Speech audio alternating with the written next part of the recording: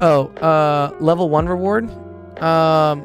Yeah, just DM me anything about rewards in the server. Just DM me, and I'll answer them. But okay, that. Why do you think math has much more men than physics? Didn't you just answer that a minute ago? Is someone asking that? Did someone ask? Oh, MQ asked Matt.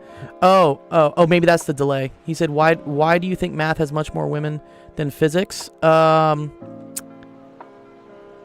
question. Again, I think it's because I think there are more male physics teachers than there are female physics teachers. I think it's a chicken or the egg question problem. That's what it is. Because we do a lot. We do a lot of like inclusivity. We're all like, women in physics. They even have their own special dinners at like the conferences and stuff. But, I don't know. It's like, why are there not many men in nursing? Why are there more women in nursing than men? Like certain things, for whatever reason, attract certain demographics. But I think maybe math is... I don't know. I'd have to have my math friends answer that. Well, you answered that before. Yeah. Oh, Science gave a shout out. Oh, awesome, dude. Good job. Yeah, nice. I'm glad Science showed us to you. Yeah, cool. No, come on. Yeah, I know, Sensation. It's okay. We play nice. Every male nurse I've met has been amazing. Correct. Some of my best friends are male nurses, but if you look at the statistics of who's in nursing school, it's predominantly women. Yeah. Again, there's always great people on both sides. If we're just talking about overall numbers of how things work, here I can literally probably Google this, right? Probably Google this information, and then we'll start doing math questions. I swear. Let's see. Male, female nurses ratio. Yeah, the ratio is 9.5 to 1. Okay, so 10 to 1. Nice. So I don't know. That's what it is. Hey, thanks, Matt. That took a long time for him to follow. No, he's good. He got it. I've heard the IQ argument that while women and men have roughly the same average IQ, there's more variance in the male IQ, which lends itself to more physics students, but also more dumb men. Oh, that's funny. So you're saying the tails? He's saying the tails. He's saying that there's a higher... This is cool. This is a math thing. He's saying there's a higher standard deviation for male IQ. And so you get, some absolutely brilliant people that make it into physics. And physics is kind of a harder class, I would say. It's hard. It's on the harder scale for sure. Weird lag. Yeah. Wait, is there lag on Discord? Not as such. No, there shouldn't be any lag. Whatever. Everything's messing up today. Yeah. Yeah, it's definitely skewed. Yeah. If you look Men at make certain choices, women make certain choices. That's how it is. Yeah, exactly. Yeah, no, I agree. The estimated average physics IQ is 133, and at that level, I think there are twice as more... Oh, I see. Okay, so he's talking about the tails in the distribution. So that's actually kind of cool. We can think about this here, because I was literally teaching someone in statistics earlier about this. But yeah, so he's talking about... I wonder if we could get the data for this. This could be pretty cool. Let's see this for the U.S. United States IQ, male, female, mean, standard deviation. I just want to see if I can get it. Or, maybe ChatGPT can get the information for me. Let me see. Oh, God, no. What is the average... Sorry. What is the mean and standard deviation of male and female IQ? Let's just see. Because it's basically like a search engine at this point. It'll pull the data for me. Regardless of gender. Yeah, but I want it by gender. Ugh, man. This is what happens when you make 1,000 genders. No, just the two. Yeah. Okay, here we go. Yeah, but where's the standard deviation? Oh, wait. IQ is already a normalized quantity? Oh, interesting. Okay, but here we go. 100, yeah. Yeah, okay, that's interesting. 100 is... So they said 100 as the mean regardless. Thank you, MQ. Okay, this is what I was looking for. Yeah, okay, cool. All right. So, yes. This is very cool. So, their mean... Here, let's copy this in so I can kind of explain how this works.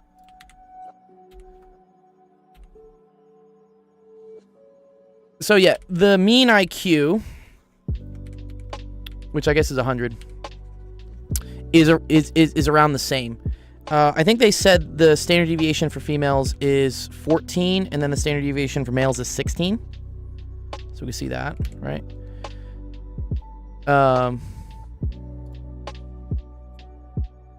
Yeah.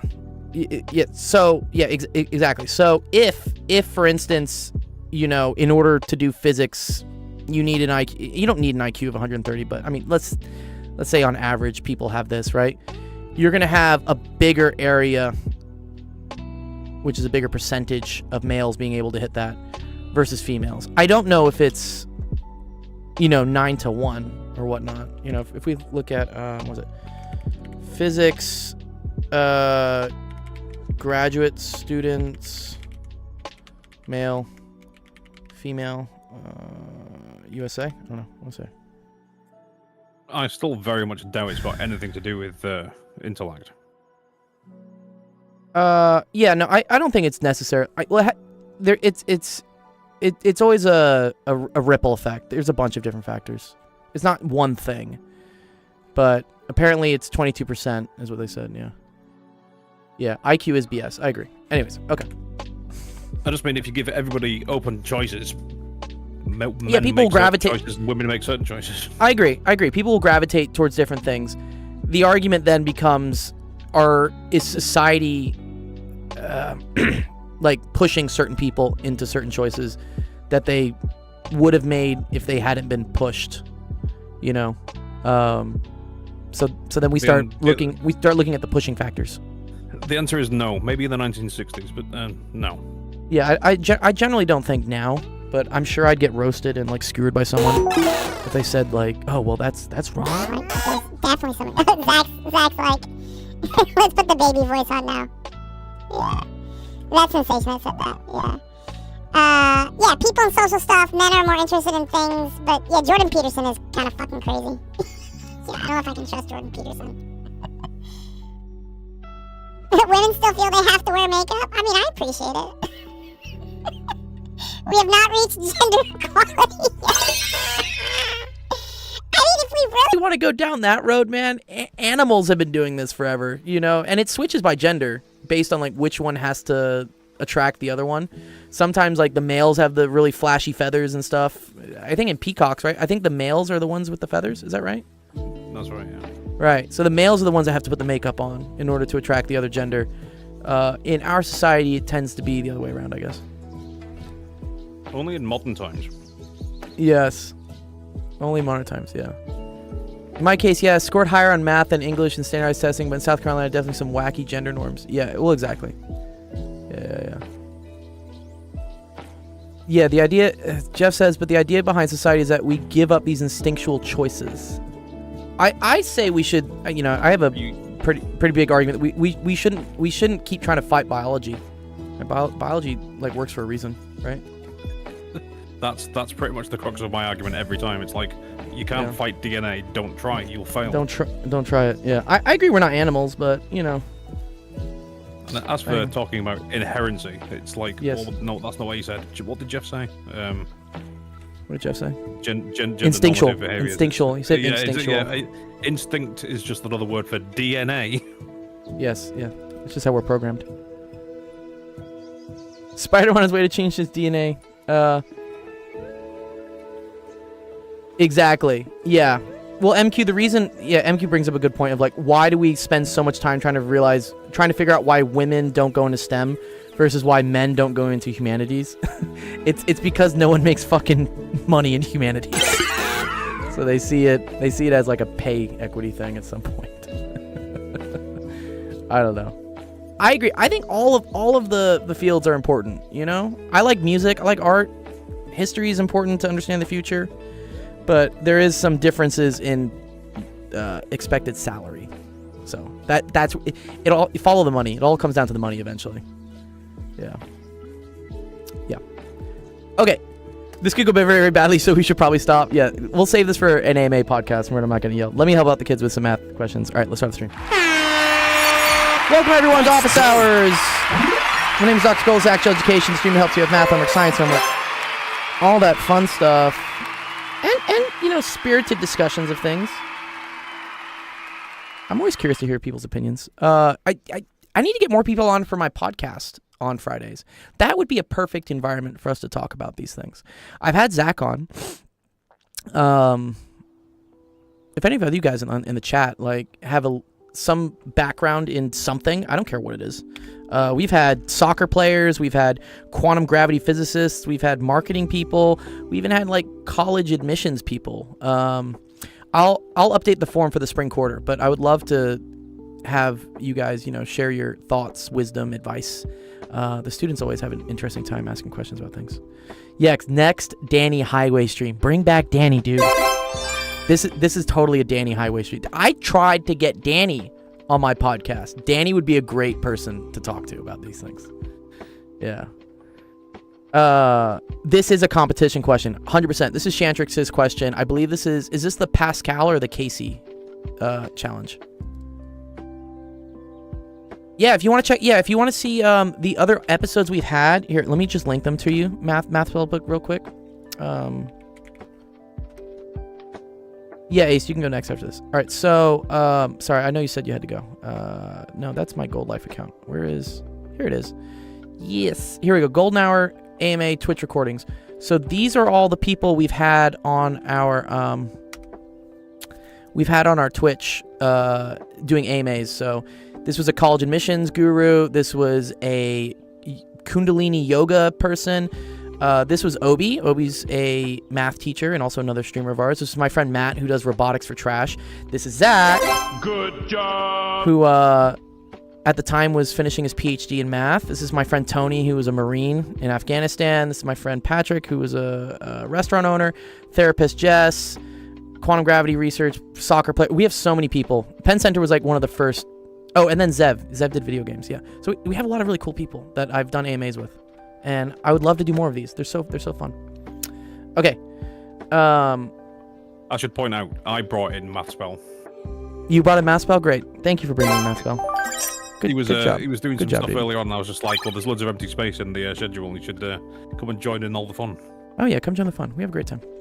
Let's try to do this one. All right, it says, integer 2019 can be formed by placing two consecutive two-digit numbers, 19 and 20, in a decreasing order. What is the sum of all four-digit positive integers greater than 2019 that can be formed this way?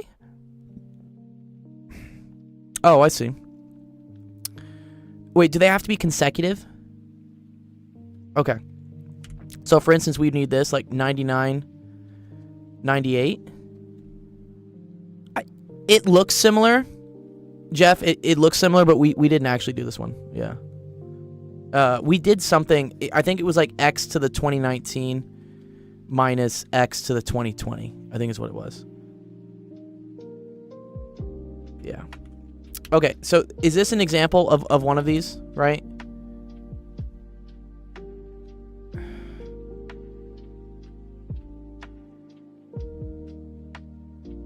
What is the sum of all four? Oh, the sum of all of them. Greater than 2019. Okay. So that would be 21, 20, 20. Let's see if there's a pattern. I'm always looking for a pattern, right? 22, 21, 23, 22.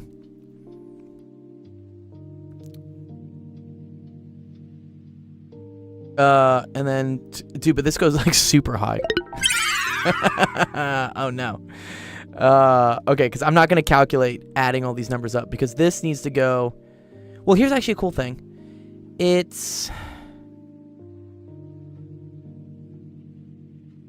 I think I see this.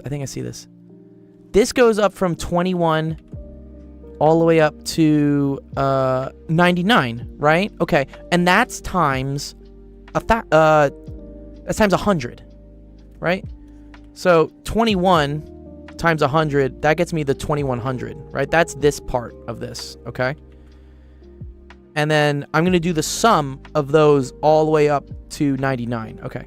So that's the sum from n equals 21 up to 99 of n times 100, right? Do we agree with that? Yay, numbers. Oh, awesome. I'm glad this can be like kind of therapeutic too. Okay, so if that happens, then these numbers will go from 20 up to 98, right? So that's from n equals 20 just to 98, and that's just of n. Yeah, it's a series, right? Oh, cool. This is My man. This is Zach's favorite thing. It's infinite series. Well, it's not infinite, but you know. Okay. So it's 100 times the sum from n equals 1 to 99. It's 21 to 99 of n, plus the sum from n equals 20 to 98 of n. Okay.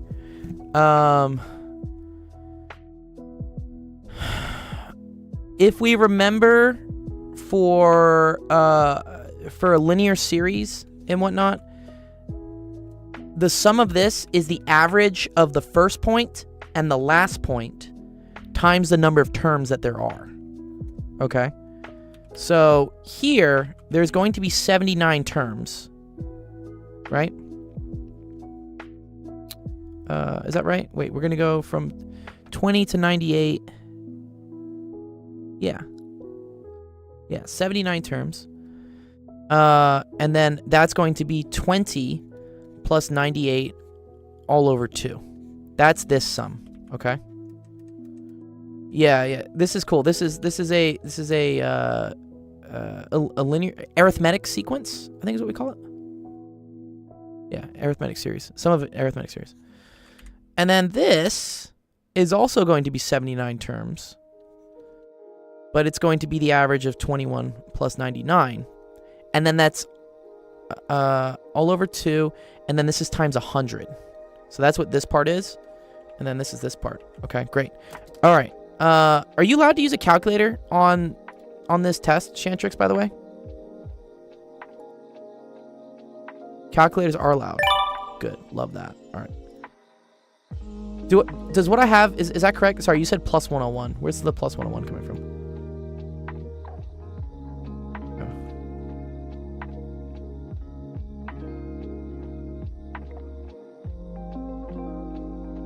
It adds 101 each time? What adds 101 each time? Ignore the 101 thing. Okay. Jeff says ignore the 101.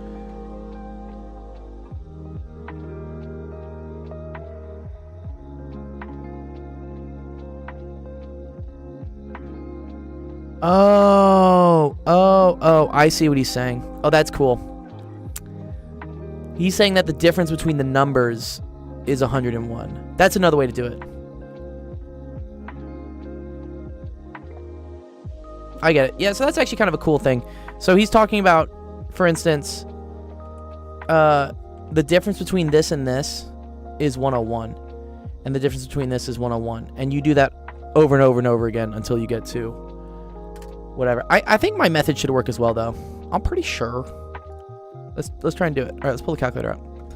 Okay, so if we have 21 plus 99, that's 110, right? Or 120, right? Divided by 2 equals that times 79.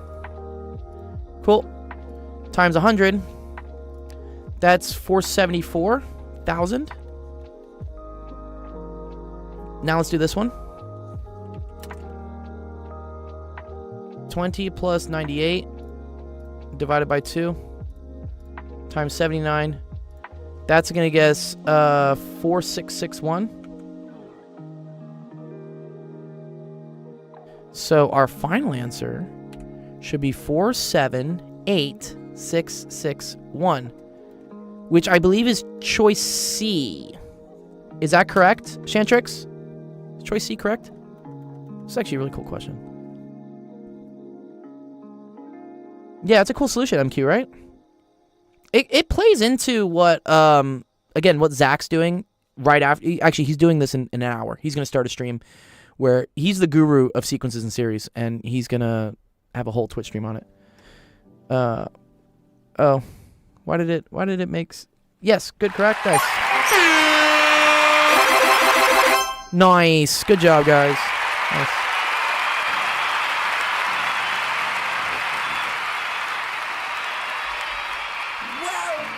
Here, let me give you permission, sweet MQ, so you can say whatever. Sorry. If you're new to our server, we have One sec. Let me get you in real quick so you can say bad words. You can say bad words.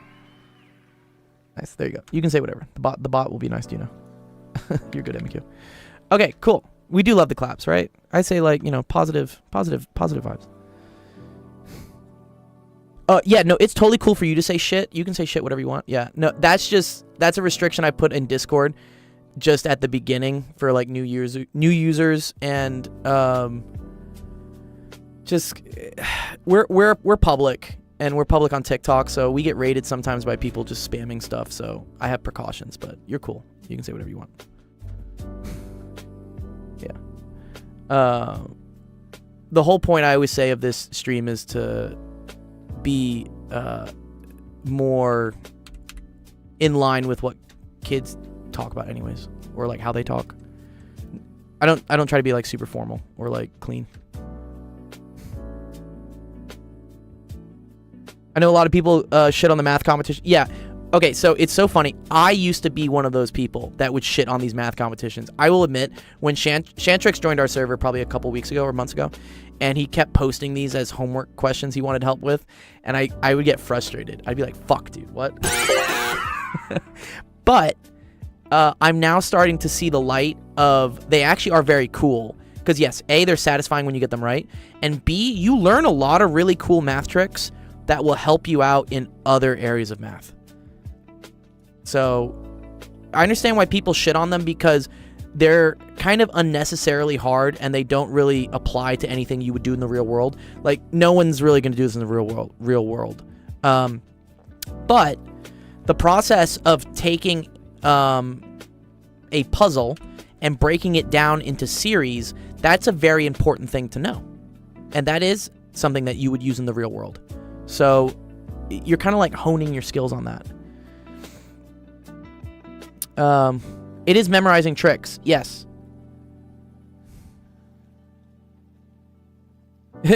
At top companies, is this just cope? Yeah. Are you talking about like when you go to get an interview and they say, I know what you're talking about. Like the weird interview questions they give sometimes. One sec. I can find ones. Like interview questions at Google. People Google, they Google these. It's too funny.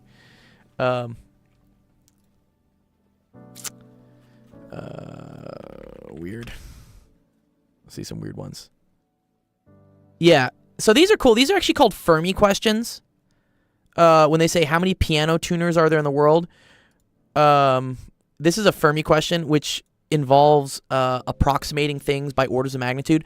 It's a very cool thing. It's named after a physicist called Enrico Fermi, who would do this all the time. And I would actually do this when I was on the treadmill in college. I would start thinking, oh, how many stoplights are there in Los Angeles? And you can kind of start to, you can say, oh, so, there's probably two stoplights like every square mile or something. And then how many square miles are there? And blah, blah, blah. You can just keep going. Yeah, if you could only choose one song to play every time you walked in a room, what would it be? Mine would be the John Cena song, dude. It's like, John Cena! Da, da, da, da. Anyways. Yeah. Or like this. These are some other good questions they're talking about, right? How many haircuts happen in America every year? Or how do you... Yeah, there you go. Yeah, it's... All these things are, honestly, is testing to see how your brain works at solving problems. These are not things you can really memorize. They're kind of just poking you for how do you solve weird things. Because that's what you're going to do at some of these top-level jobs. You're going to be in fields where nothing has been written. There's no textbooks on what you're doing. You just have to figure it out. And they want to see if you're the type of person that can go into something unknown and, like, start, duct taping some stuff together to figure it out. Yeah. 1.8 billion haircuts. Yeah, interesting. So, yeah, Shantrix, explain to me how would you get that 1.8 billion haircuts? I'm curious. How did you do that? What's up? Yeah, thanks, Masspell. Yeah. They're cool. And so Masspell, these questions we've been doing, or that Shantrix was asking or has asked, it comes from what's called the, I think it's the Pascal challenge. So, yeah, here it's the Pascal, the Cayley, and the Fermat contest. I think the Cayley is easier, and you can do these. They have them. They have all of them up. Yeah, here past contests. So you can just pick a grade. And just try some of them, and they have the solutions, and they're very cool to just train on. Yeah. How would you move Mount Fuji to San Francisco? When physics textbooks have Fermi questions and answers to them in the back are... No, you just have to get within like an order of magnitude a lot of times. So, yeah, the answer is like a ballpark range. Shadrick says there's around 300 million people. I get a haircut around every 2 months. Wow, I get a haircut every 2 weeks. But that's because they're free for me. Okay, so yeah, 1.8 million. Yeah. Okay. Yes, Ace. Yeah, Ace. Yeah, we did finish. Let me do your question. Sorry, Ace. I know you have to go. Which one do you need help with? And then here, I'll as I get this in, here, yeah, let's pull this in. Let's pull this in. MQ says, what happens if you bomb a major exam? Totally okay. I've screwed up exams. I failed quantum mechanics in grad school, my second semester, because the grading of that class sucked. It was 90% final exam, 10% homework. And when I say fail, I got a B minus. In grad school, anything below a B, which a B minus technically is failing. So, yes, Shantrix, I'll get your coin. Sorry, there's a lot going on today. Yeah, I've definitely failed classes or failed tests. It's okay. Just move forward. Just keep going at it. It's just a single... Yeah, it's okay. You made one big stupid mistake. Usually, there's going to be another test, like a final exam, that you can make up for. Everyone makes mistakes, so it's totally okay. And then sometimes the teachers offer what do we call it, like makeup stuff or like corrections.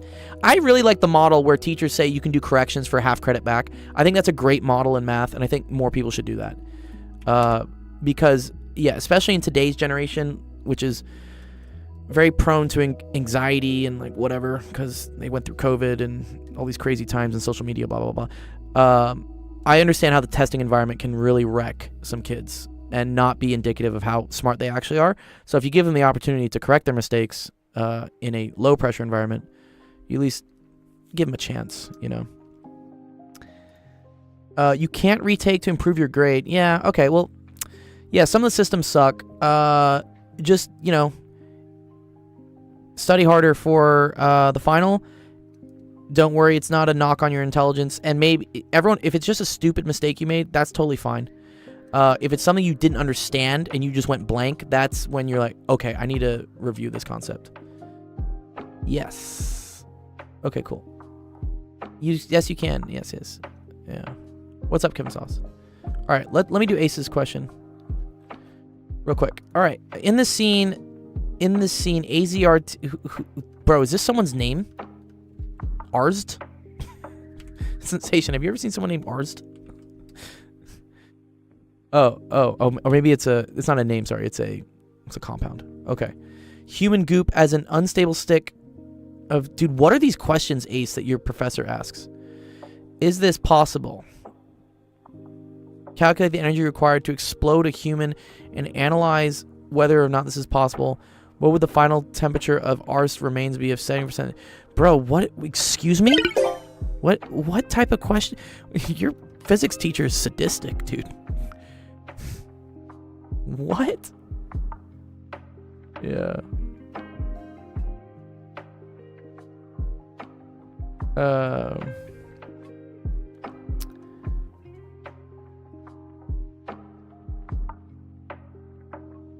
Oh, they are Lost questions. Oh, wow. You mean the TV show Lost? Your teacher keeps asking you questions based on a TV show?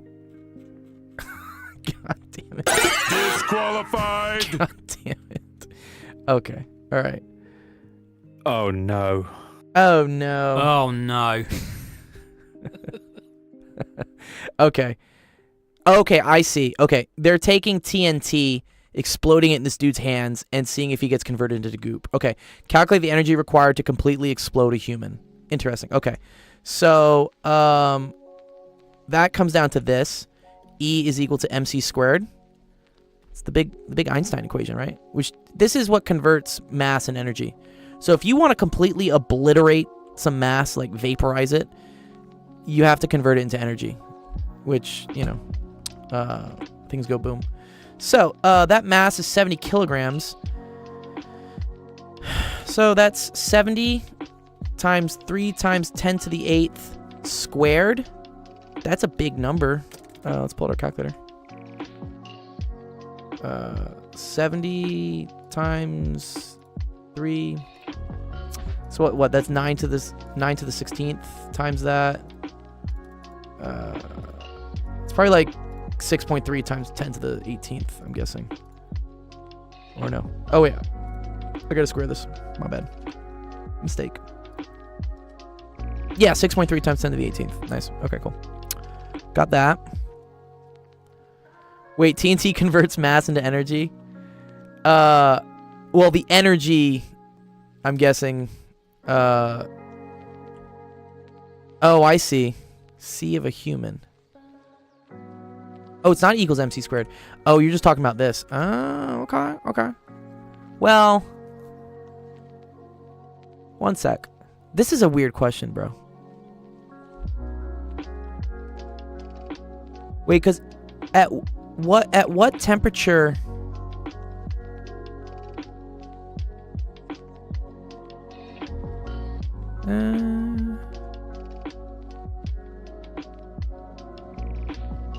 No, I think this is like the energy required to completely explode a human.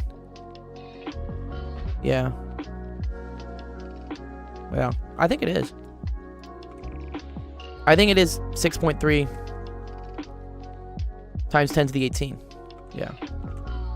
So it's not possible at this point. That's a lot. That's a lot of energy. Because a ton. Well, first of all, what's a ton? And it's like, is it a metric ton or like whatever? There's like different types of tons. Okay, 1 ton is, yeah, I know it's 2,000 pounds. C is the speed of light.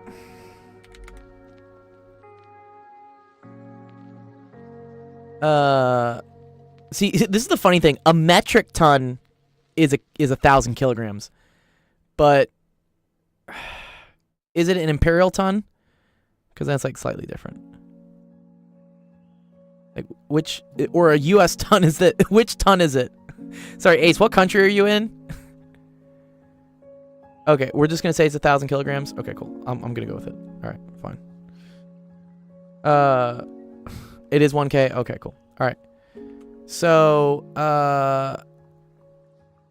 we want to know how much energy is equal to 240 grams, and we know that there's 1,000 grams in 1 kilogram, and then we know that there is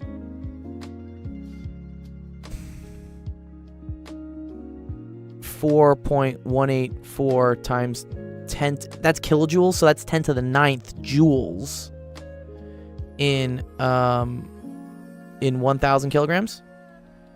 Is that correct?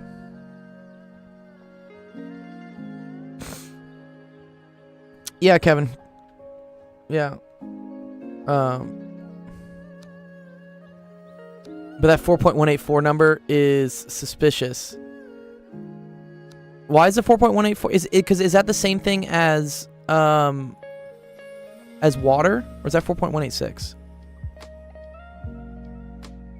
Oh, it is a calorie. Yeah. Oh, it is a calorie. Is it 4.184? Let's see. Is it?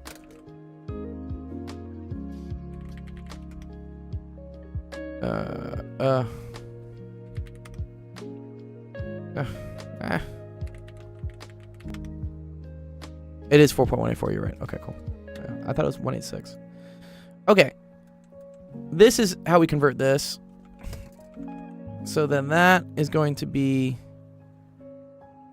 240 times 1 times 4.184 e to the 9th. And then we're going to divide that by 1,000. And then we're going to divide that by 1,000 again.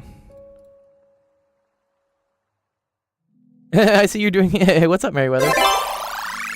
Someone's practice question for a exam that's coming up, Merryweather. Good to see you, dude. What's up, big boy? Yeah. We're not talking about hag maxing today, unfortunately. Here, I want this in engineering mode because I don't want to count this. Okay, there we go. So this is equal.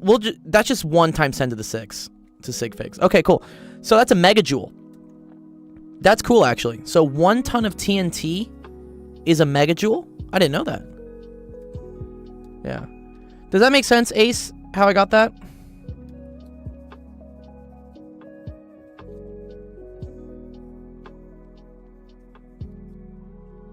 Yeah, well, okay. E equals MC squared. That's just me figuring out the amount of total, like, if you're trying to, like, vaporize a human, this is the amount of energy you would need to do that, to vaporize that.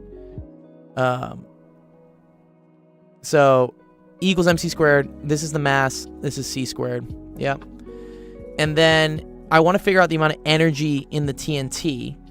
And so what I know is that 1 ton of TNT is this amount of thermal energy. So this is stoichiometry, what I'm doing right here, which is very important. You learn this in chemistry, but it's super important for everything else. It makes all sorts of unit conversion questions really easy. It turns out that number is correct. Oh, very cool. It is a megajoule. Very nice. Awesome. Yeah. So what you do is you say, like, how much you start with, and then you do these conversions, right? Okay, so grams to kilograms, that does this. And then I know that kilograms to joules is this. And then that gets me the amount of joules in 240 grams. Okay, so cool. It's a megajoule. All right. So, not possible. This is the amount of energy that is required. What would the final temperature be if 70% of the energy was lost to the surroundings? Okay. So, that means we're only getting 7 times 10 to the 5 joules of usable usable energy. Oh, no, sorry, 3 times 10 to the 5, right? 70% is lost. Roblox and Minecraft? Roblox. Does this make sense, Ace, how I got to this? Because I say that, like, 70% lost to the environment. Yeah, cool. All right. So then what I want to do is I want to figure out the final temperature. So that has to do with this. So Q, which is an energy, is equal to MC delta T. They call this MCAT. It's this exam that kids have to take to go to med school. So 3 times 10 to the 5 is equal to the mass of this human, which is 70 kilograms. Times the specific heat of a human, which is 2980. And then delta T. Delta T is always the final temperature minus the initial temperature. So that's going to be T final minus, and T initial in this case is 36.6. Some people will yell at me and be like, this has to be in Kelvin. It doesn't here. As long as it's a multiplying thing, you see how this temperature is being multiplied by stuff? Well, yeah, no. Because as long as it's sorry, not that it's multiplying. As long as it is a difference of temperatures, delta T in Kelvin is the same thing as delta T in degrees centigrade. But if you use, for instance, PV equals nRT, now this temperature, this one has to be in Kelvin. I miss moling. Yes. Yeah. Okay, cool. All right, so then let's do this. Nice, Shantrix. Good job. Mathy math. Where's my calculator? So now we just solve for T final. So I'm going to do... I'm going to take this 3 times 10 to the 5. I'm going to divide it by 70. I'm going to divide it by 2980. And then I'm going to add 36.6 to it. That gets me that. Here, let me turn on my normal mode again so we're not dealing with e to the. Okay. And so that is 38. Wow, that's very low. 38? Okay, is that right? Oh. Wait. No. That is okay. That's okay.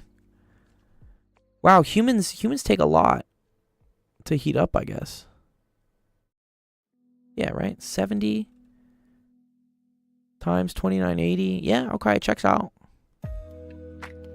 Yeah, and you're only getting 3 times 10 to the 5, which is actually being usable. So that's like 100,000s. I'm just tracking from orders of magnitude, hundreds of thousands. Yeah.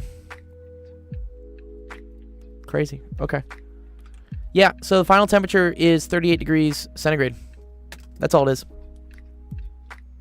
So you didn't really heat up the human very much. You'll send the solutions? Cool. 10 coins, Shantrix. Yeah, good job.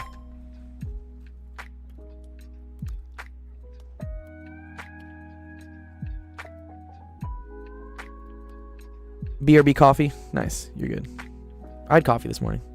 Let's see, like TNT. Wow. TNT is also... That's crazy, man. It's a gigacalorie? Wow, that's super cool. All right, let's see what the teacher did for solutions here. Oh, Jesus Christ. It does.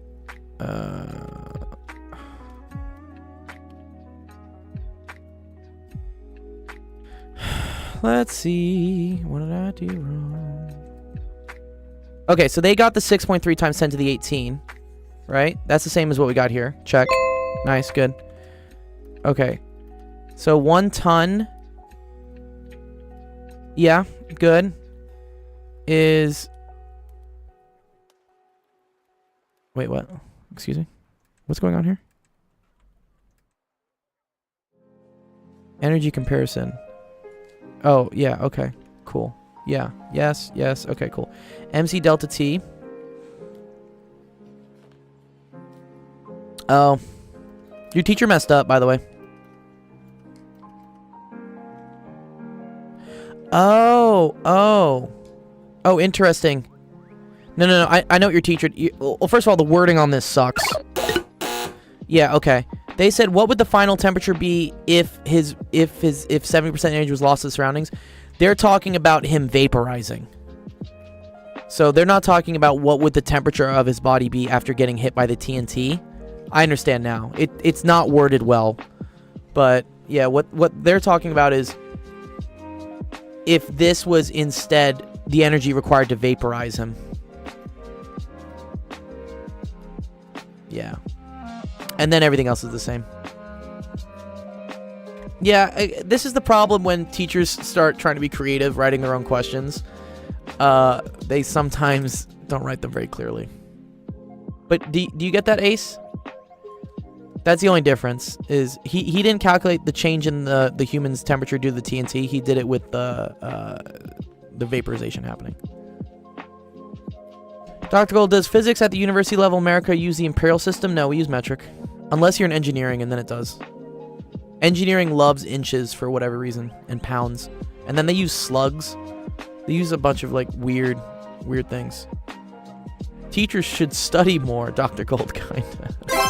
Well, I think, again, I applaud at teachers trying to write their own questions and be creative. But, you know, maybe don't do them for tests. You use things that are already established, because when you start...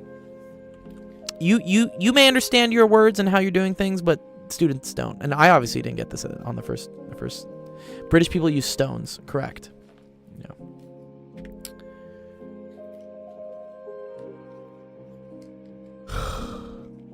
Okay, so that makes sense.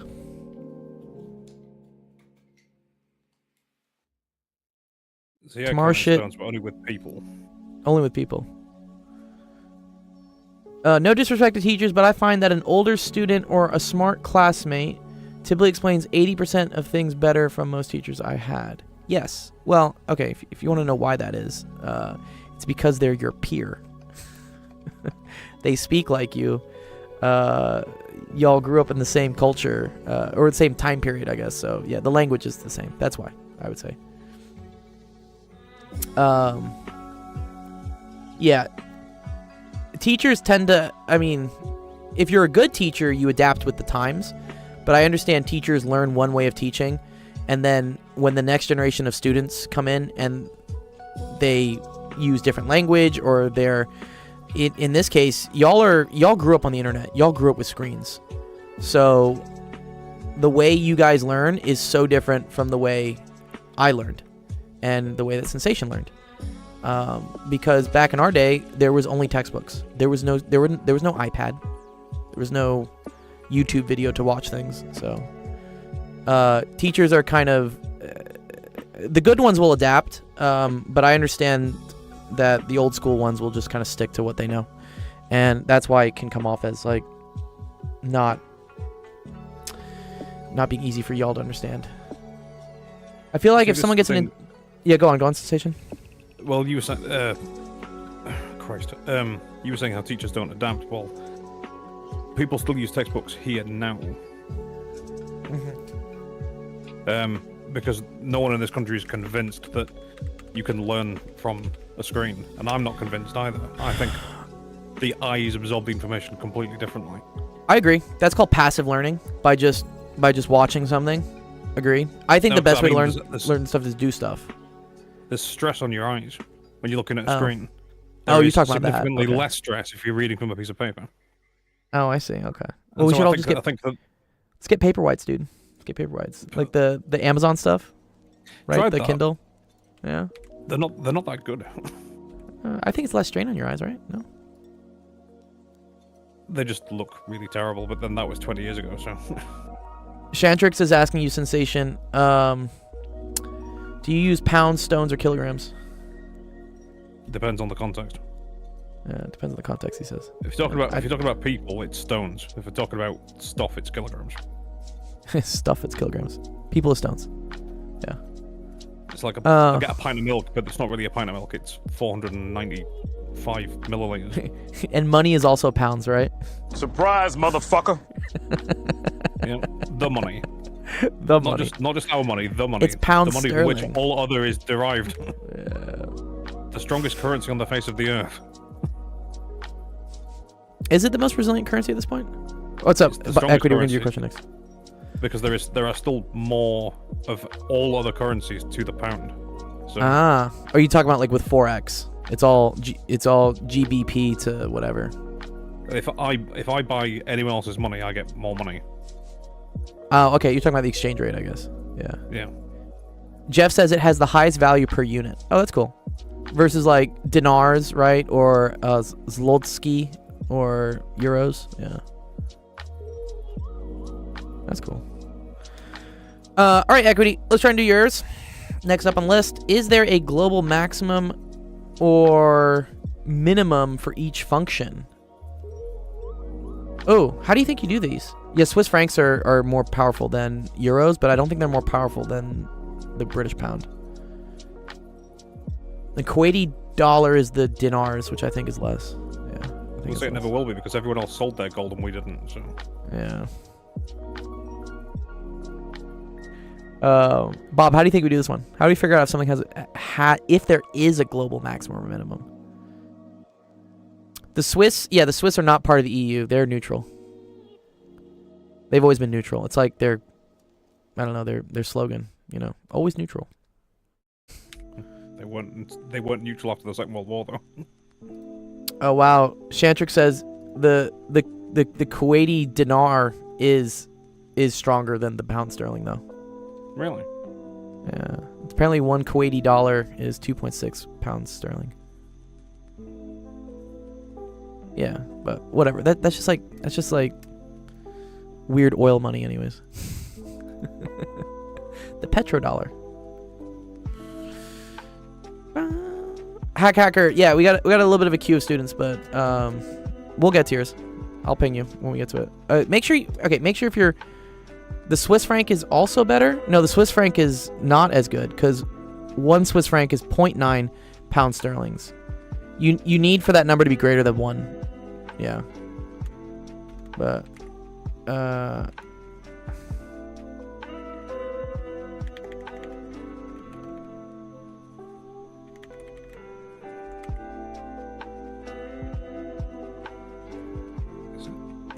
yeah, I'm not an economist, so I don't really know what strength of currencies is.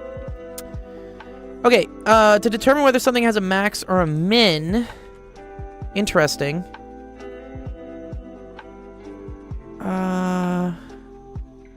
I think it has to be an even function, right? Because if something is odd,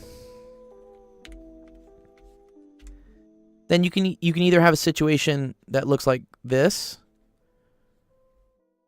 or you can have a situation that looks like this. Whereas if you have something that is even, you could either have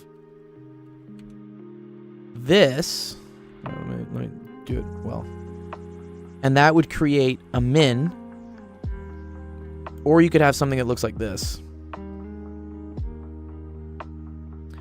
and that would create a max.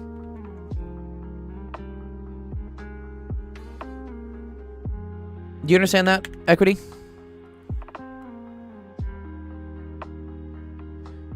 Yes, the highest degree of the polynomial. Of course. Yeah, sorry. Yeah. So, yeah, whenever we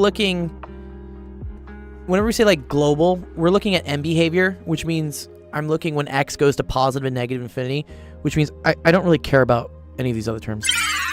These are inconsequential. So I really just care about this. You are correct, Jeff, that for the function to actually be, like, totally even, it can't... all of the terms would have to be even. All of the exponents would have to be even. Yeah. Oh, stronger because of its increased value? Oh, okay. Again, I'm not sure. I'm not a foreign exchange expert, but I mean, I agree there can be trends to things. Yeah. Okay. So, this one is odd. So this is like nope. No. This is even, so this is yes. And this is also even, so this is yes. Oh, now here's a question. Okay, good question here, Bob. Equity, does this one have a min or a max? Global min or a global max?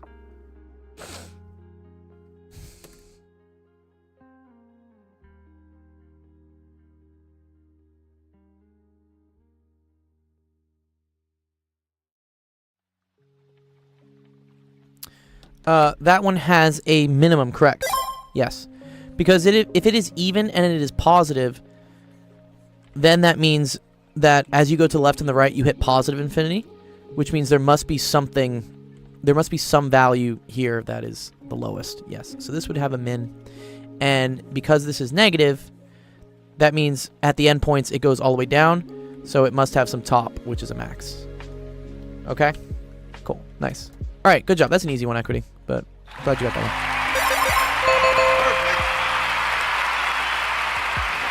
one. Okay, good job, Hacker. I will get to it. Appreciate it. Well done. Yeah, good job, Equity. All right, cool.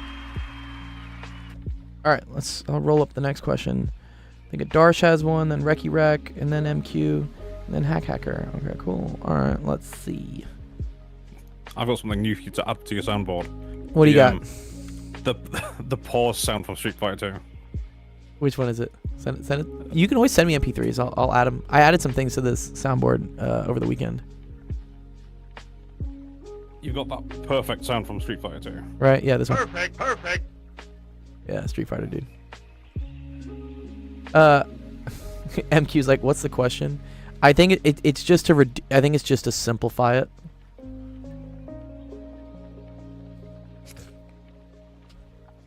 Yeah. Is it Arsh here? Aduki, where you at?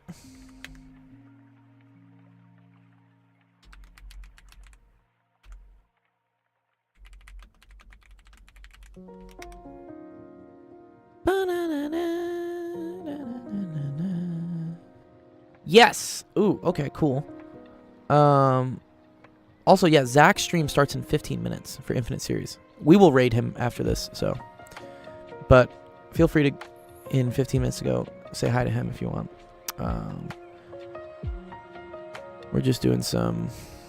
Looks like this next question is... Ooh, exponents. Okay. This is a good one. I don't see Adarsh yet, though. There he is. What's up? What's up, Adarsh? Okay. So this is an interesting one. How would you approach this one from the beginning, Adarsh? What would be your first step? I'm curious. Oh, the pause sound? Oh, okay, I'm gonna check this out, Sensation.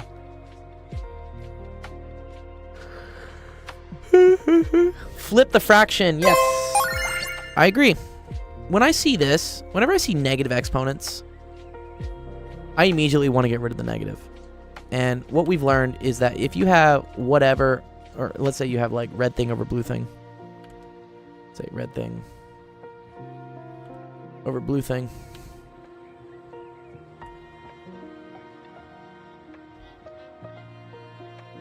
And this is to like a negative like whatever. That's instantly gonna flip and turn into blue thing over red thing. But then to the positive form of that exponent. So yeah, some students will be like, oh, let me just like distribute this thing in. I'm just like, don't do that just yet. I think it's better. Let's get rid of this negative first. What is the intuition between negative exponents? So, negative exponents can be used. Here's kind of okay. Let's say, for instance, you had 5x, or let's say you had 5x. Let's say you had 5 squared x is equal to 10, or no, equal to 100. Okay. One way to get rid of this thing, right, would be to divide both sides by 5 squared. But dividing by 5 squared is the same thing as multiplying by 1 over 5 squared. Right? If I wanted to divide by 5 squared, it's the same thing as multiplying by 1 over 5 squared. And 1 over 5 squared is the same thing as 1 over 5 squared, which is now the same thing as 5 to the negative 2. Okay. If we remember from exponent rules, if you have two things with the same base but different exponents and they are multiplying, you add the exponents. So then this is 5 to the negative 2 plus 2, which is equal to 5 to the 0, which is equal to 1. So this will like go off. What's up, Famish? Question: when Zach's stream starts, should we go there immediately, or will you be doing anything interesting for the rest of the stream? I mean, I'm going to be answering more homework questions for kids until I run out of questions. But then I'll raid Zach afterwards. But I'm saying if you want to dip out to go see Zach's first, I'm not offended. If you still need help with math questions, yeah, stay in the stream. I'll help you out. But if you want to go learn about Infinite Series, Zach is starting in 15 minutes. We'll rate him afterwards anyways. And I got like maybe another half hour, 40 minutes of questions, it looks like. What do you do with my PhD? I do this. I teach. Yeah. But yeah, this goes away. And then this is cool, because this is 100 times 1 over 25. So this is equal to 4. Ding. Anyways, that's why they work. World's #1 teacher. Yeah. I don't know about #1 teacher, but I'll take it.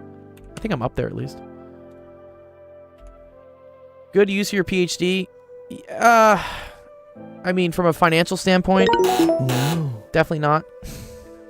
From a fulfillment, help the world, be nice to people standpoint, yes. You like that? Yeah. It is a... Did I need a PhD in order to do this? Not really. But it definitely helps. Because, as I've said before in other things, getting a PhD is not really about the knowledge you acquire during your PhD. It's about the process of just learning how to independently study something that no one else has studied before. It's a very good problem-solving skill. Gold, do you own a car? I own 3 cars. But they're not all the nicest cars, but I do own 3. How long does it take to get a PhD? Depends. In Europe, 2 or 3 years, but you kind of have to do a master's first.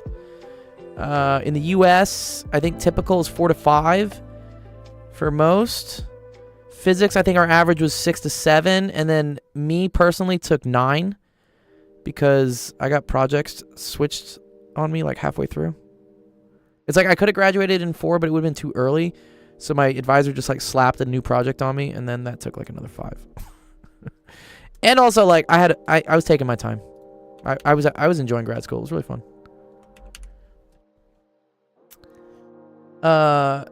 Jobs at Google Quantum Lab require physics PhD, machine learning. Yeah, they like to see PhDs. Preferably they want to see that you have a PhD in quantum computing or in machine learning. So probably a PhD in computer science. Because once you get to that level of learning, the stuff you're studying is so specialized. It's so hyper-focused. It gets to the point where like some people start asking me about quantum mechanics. And they're like, oh, well, you have a PhD in physics. I'm like, yes, but my PhD is in plasma physics. So quantum mechanics, I can explain some basic stuff, but I don't really know what's going on the forefront of that field because we're in like 2 different camps. Yeah. Yeah.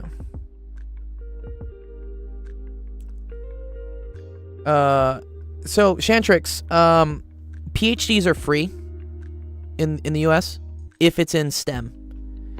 The flip side is you have to be slave labor as a TA, but you don't pay tuition. They give you a little bit of a stipend. Sometimes they give you housing. So PhD programs, if you get into them in the United States, are free. And you're correct. It's not just tuition costs, but they usually give you a stipend. It's not very much, but ramen is very tasty.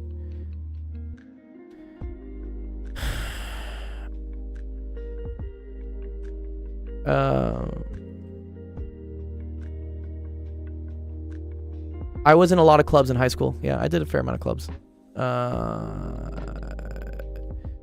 Anyone who reviews high school apps to get... Well, dude, our last AMA guest was... Dude, the guru. I need to get a code from him so that you guys can like sign up for like cheap or something. He's really cool. Anyways. Okay, so now that we got rid of the negative and I flip both of these sides, now you just distribute the exponent into everything. So this is actually pretty cool. So this is going to be 16 to the 1/4 z. So if we have exponent to an exponent, you multiply the exponents. So that's z to the 1/8. And then this is over x to the 4/12. But this is kind of cool. So if you multiply 4/3 by 1/4, these things cancel. Yeah, so you're just left with 1/3. And then this is y to the 5/4. This is really ugly.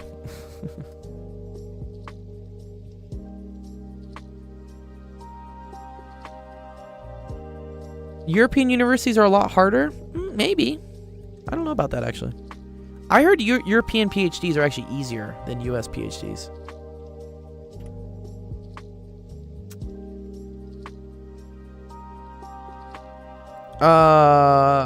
If the online school you're taking at is accredited, some colleges will count those credits. Yeah, you have to look. You have to look. It's a college by college basis, famished. Like you have to ask your community college, do you approve this online course? Some do and some don't. Oh yeah, for undergrad, yeah, undergrad is probably harder for sure. Well, because European undergrad is already happening in high school, basically. That part is like kind of given to you. That's the O levels, right? Okay, 16 to the 1/4. Very interesting. I wonder, Aduki, if you can just leave it like this.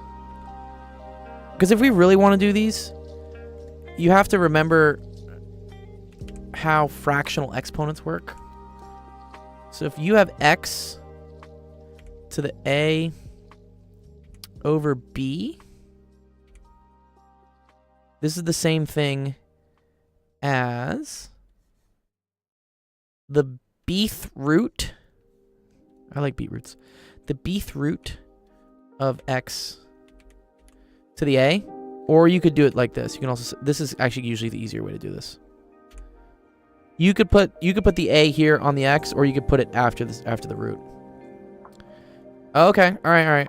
Your teacher says to simplify for more to take out the exponents in the denominator. Okay, not bad.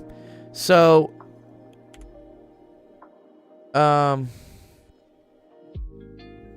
16 to the 1/4. This is saying the 4th root of 16, which you should know what that is. Does anyone know what the 4th root of 16 is? Good, 2. Yeah. Yeah, that's just asking what times itself 4 times gets me 16, and that's 2. Because 2 times 2 times 2 times 2 equals 16. Yeah, good. So this thing is just 2. And then we have... Sorry, let me draw my 2's better. This is the 8th root of z all over the 3rd root of x times the 4th root, and then you can say y to the 5th if you want. That's technically the right answer. It's pretty ugly. Makes me sad. But it's the correct answer.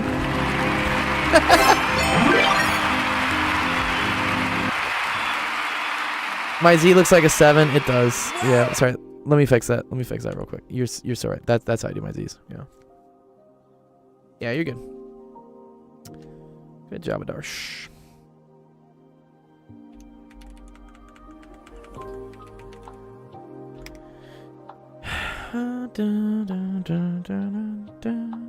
All right, let's see. Is Recky Rec in the house?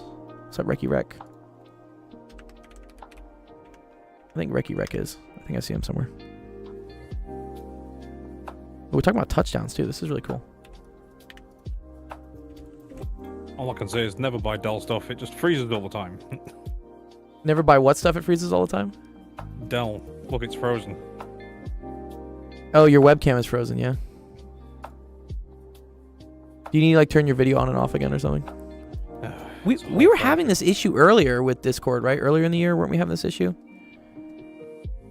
It's not Discord, it's my technology. It just does freeze for no reason. Yeah. All right, Recky, here. We'll do your question. Former Winnipeg Blue Bomber Milt... Okay. Canadian Football League records. Oh, is Canadian football like soccer? Or is it like U.S. football things? Oh, no, it says touchdowns. Touchdowns, dude. That's got to be like American football, right? What's Canadian football? Do they like throw maple syrup at each other or something? If you think that's bad, look up Australian football. I don't know. Kind of, yes. Okay, cool. Determine the mean and standard deviation of TDs that Milt scored in the years he played to 1 decimal place. Interesting. So here's my question. Are you supposed to compute this by hand, Recky, or are you allowed to use a calculator? And if so, what calculator are you allowed to use? He says yes. Okay. What calculator? Graphing. Okay, cool. So you get this calculator? Can we use this calculator? I'm going to show you how you can solve this with this calculator if you want. That's pretty cool. So what we do is we go second list.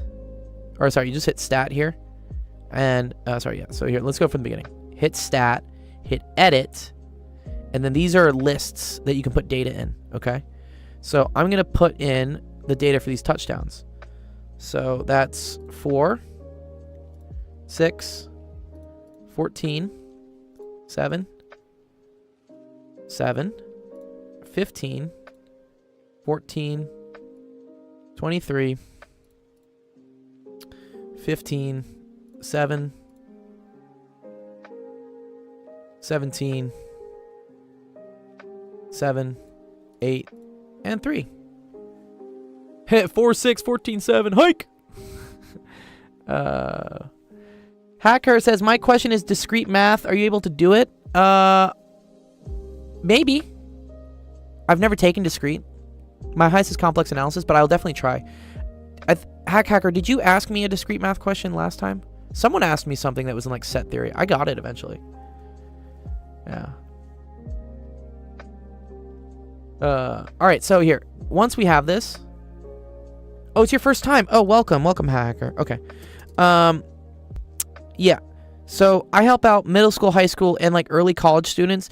Discrete is sometimes an upper college class that I can sometimes, I've never taken it, but I can try to understand it for you. If not, we have some really other awesome math streamers that these guys do very high level questions. Oh, all the other helpers can't help you? Really? Aw. Like Penn Center or Zach? Oh, interesting. Okay, well, I'll take a stab at it, man, for you. That's weird, because they're pretty smart guys there. They should be able to help you. But it might take them some time. It might take them some time.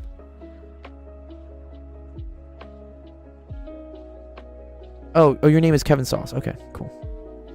Oh, you were Kevin Sauce in my Twitch. Yeah, I'll try. Okay, cool. All right, here, let me just do this question real quick for this kid.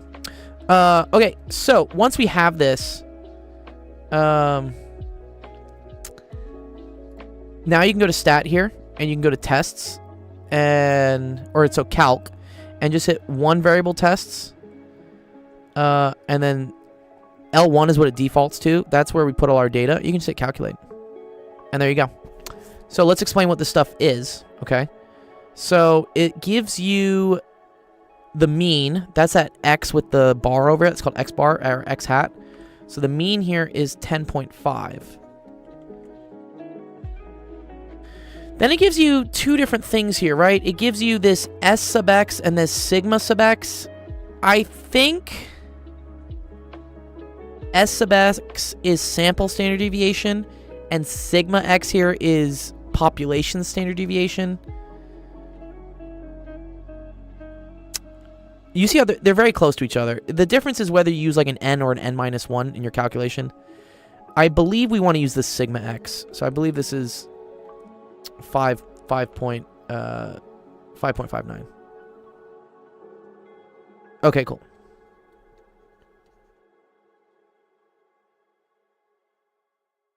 All right, cool. Why do you think his first and last years had the lowest number of touchdowns? Whoa, what type of question is that? Okay. Well, bro, like what? I guess what this question is okay. So his first year is incomplete years. Ooh. That's a good, so Jeff has a good idea here. So he probably didn't play the whole season his first year, and his last year maybe he got injured, and so he didn't get to play the whole season. I could also think about it as his first year was his first year playing, so he wasn't used to the sport at that level yet. And then his last year is probably why he got cut, and it was his last year. Because he did so poorly. They probably just that's just a weird question. Okay. Determine the mean and standard deviation from 1996 to 2007. So that's cool. So they just want you to cut out the first year, right? Because they just want this. So they want you to cut this out, and they want you to cut this one out. So this is the cool thing. You can do this on your calculator really easily. You just go to list here, go to edit, and then here we're just going to delete this first entry. Or here, delete the first entry, and then go down and delete the last entry. And then you can go back, do your one variable statistics, calculate, and now you get a new mean and standard deviation, which is 11.6, 5.18. Or I guess 5.2 to one decimal place. So I guess it's 11.7 to one decimal place. Yeah, we don't need to add year. No. Yeah, because that's just like, yeah, we don't need to add year to our table because that doesn't really have significance. We're not tracking like what's happening over the years. We're just tracking what happened every year. Yeah. So compare your results. You're like, cool. So average went up. and then sigma went down. And the reason why this makes sense is because these years here, right, his first year and his last year, they kind of look like outliers, right? Do you see how these numbers aren't very similar to everything else that's happening? You done messed up, Aaron! Yeah, so when we get rid of these, we're gonna... Yeah. MQ says, how many American colleges don't allow you to retake and kick you out if you fail? Yeah, you're talking about like academic probation, MQ. You can, at least at University of Texas, you could fail a class 3 times. You're allowed to retake it 3 times, which is ridiculous. But I don't know. Sometimes you get a shitty teacher the first year. I understand it. But yeah, if your GPA was below something, you got put on academic probation, and then eventually they kicked you out. Anyways, cool. Good question there, Recky Rec.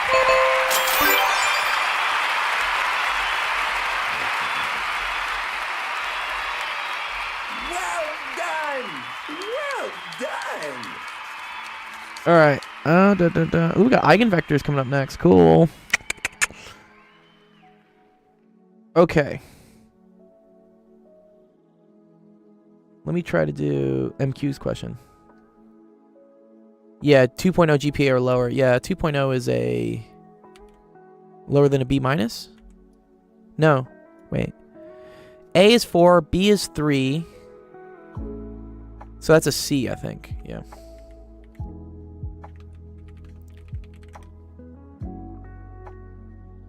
Yeah, it has to do with this. Oh, can I, what? What is this massive picture? Yeah, so lower than a C, so a C minus.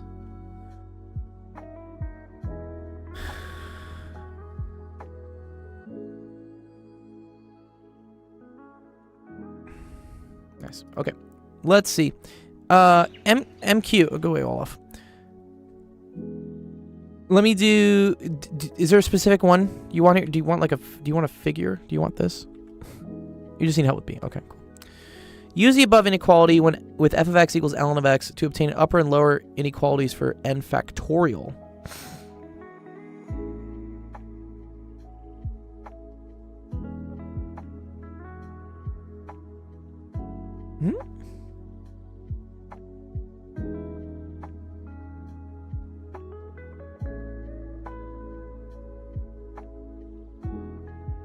What does it mean? What does this question even mean, dude? What? Okay.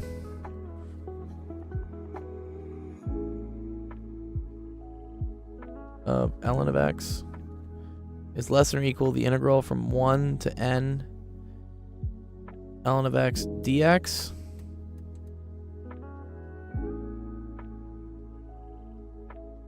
Which is less than or equal to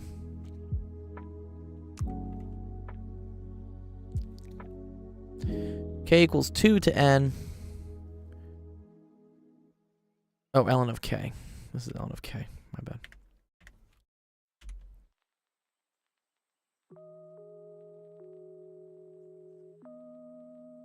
Oh, okay, okay.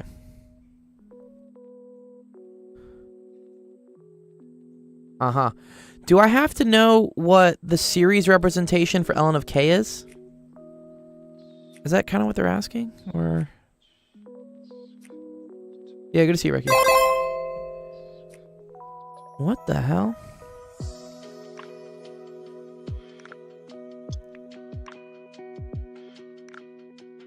So I think what they're talking about this, they're saying n factorial is bounded by something, right? Is that kind of what they're saying here? But how does this relate to ln? I start thinking about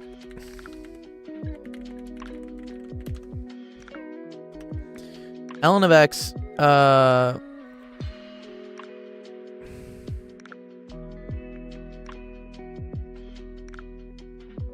that's for like ln of 1 minus x.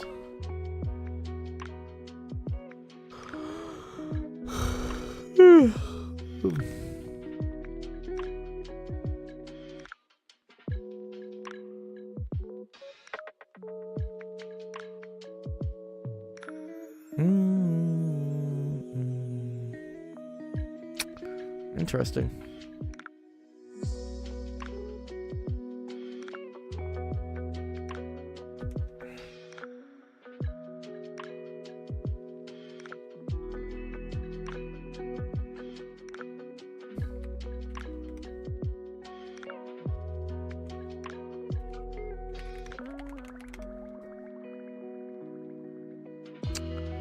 Let's see.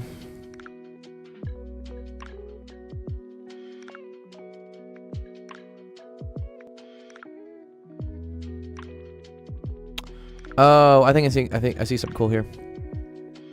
Okay. Let's think about this, for instance, Reki. Okay. Not Reki, sorry, MQ. What's the ln of n times n minus 1? Do you see how that's the ln of n plus the ln of n minus 1? Yeah, okay. So the ln of n factorial, right? That's equal to the sum from k is equal to 1 to n of ln of k.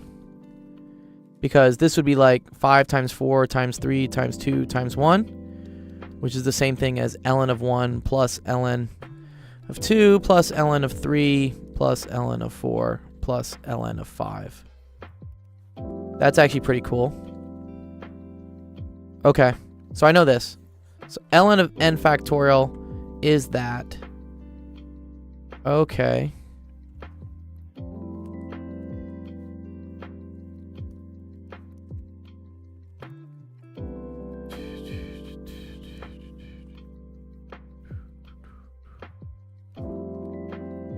Which interesting. Okay.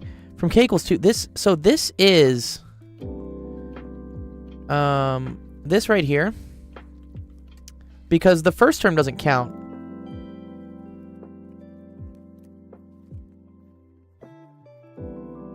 This is just ln factorial. This is ln of n factorial, right? From this. Can we agree that that's what this is? Okay. And this goes to the n minus 1 term.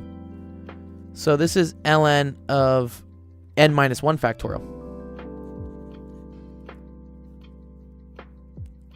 Right? Because you're missing the top one.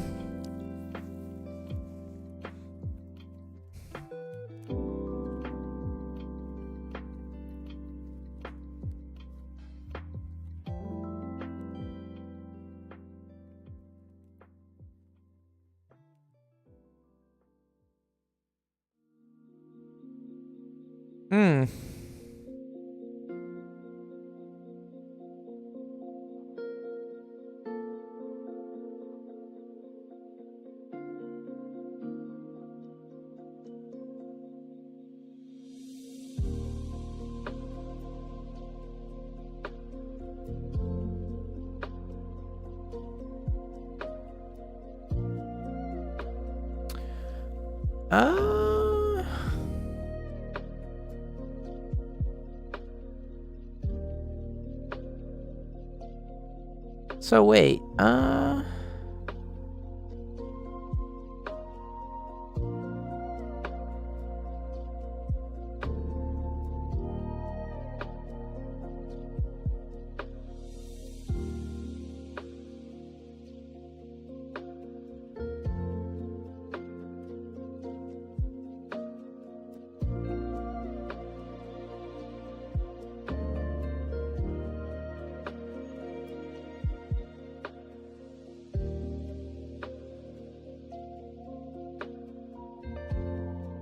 all right, let's see. That's the final answer, he says.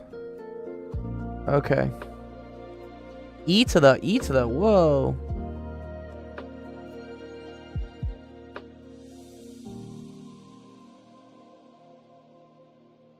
Huh.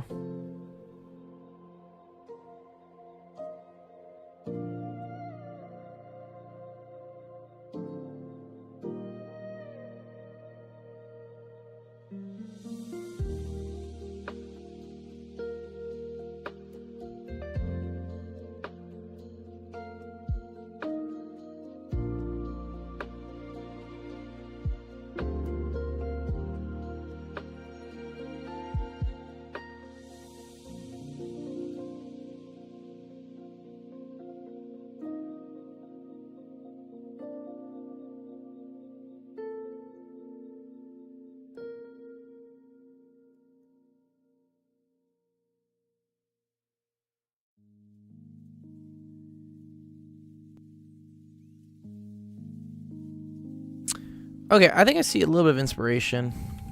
Okay. If I add... Let's say we add... I think I see this. If we add ln of x to all the sides here, then this becomes whole because we add the ln of x term, right? So that gets me... Or not ln of x, sorry. Yeah, ln of x. Or, no. ln of n. Sorry, that's what I want to say, sorry. ln of n.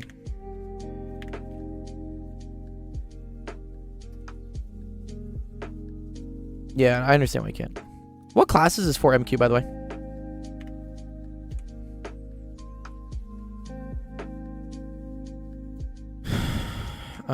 Okay, so ln of n factorial is less than or equal to 1 to the n ln of x dx plus the ln of n, which is less than or equal to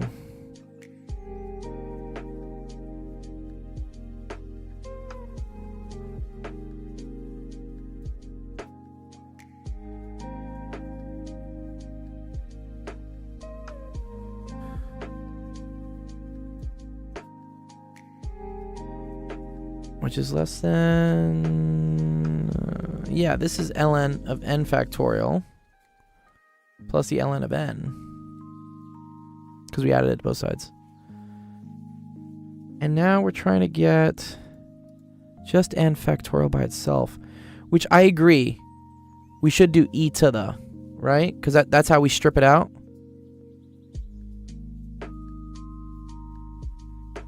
Okay, yeah, so look what happens if I do e to the on both sides here, right? Let's just look at this, for instance, right?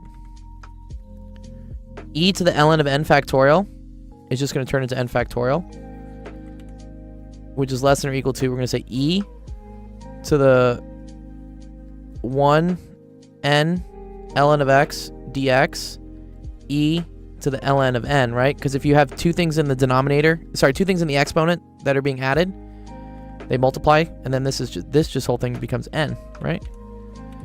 So I say n factorial is less than or equal to e to the 1 over n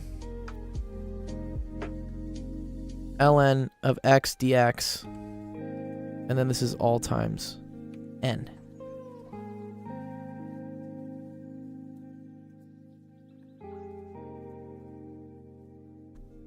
Right.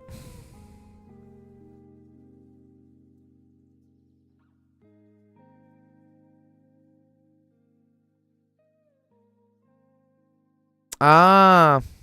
And yeah, if you take this one separately, right? Yeah. Do you see it, MQ? Yeah. Right? Yeah, very cool. And if I take this one separately, right? 1 to the n ln of x dx is less than or equal to the ln of n factorial. Cool. E to the. Then you get the missing part that you need. Oh, wow. That is very cool. What class is this for? Sorry, did you say that already? I'm just curious, like, what level of math this is. You did say it above somewhere. Oh, it's a mix of analysis and calculus. Okay. First semester. Man, this is pretty tricky for a first semester course. But yeah, okay, cool. Yeah, and then this is less than E. They made it worth 25% of the exam. This one question. Is this the one question you think you botched? Oh, okay.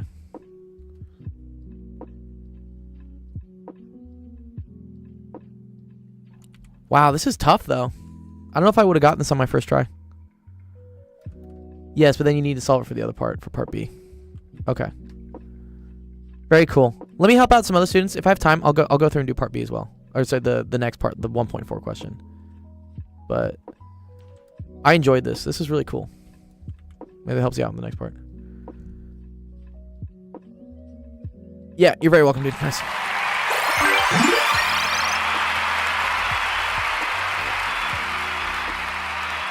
Points to MQ. Well done! Well done!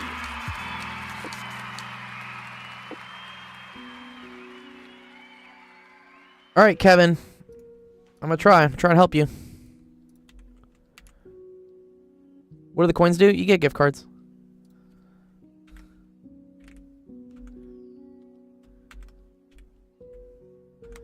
That's like, we give out prizes and stuff for people asking questions.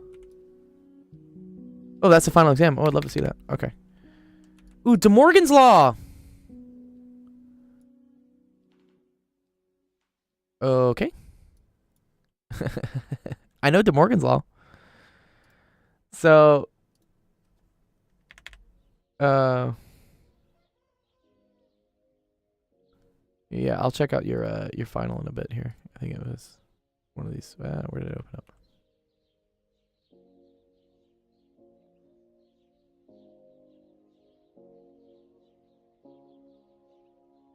Prove a. Sorry, does the bar, what does the bar mean again? Does the bar mean like not?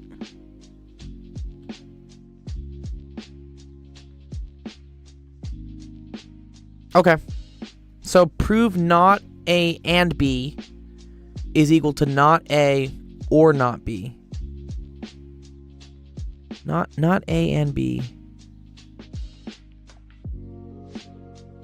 is equal to not A or not B. I assume that's or, right? Yeah, okay. By showing not A and B is the complement of not A or not B. And not or, so not A or not B is the complement. Sorry, what does this thing mean? I gotta brush up on my, is this called sentential logic? Oh, okay. Proving that not A and B is a subset of that, and the other one's a subset of the other. Wait, how can they be subsets of each other? Oh, thanks, Endar. Appreciate that.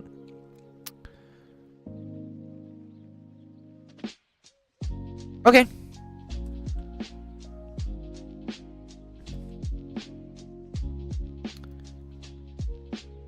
And is this your attempt at the problem, I guess?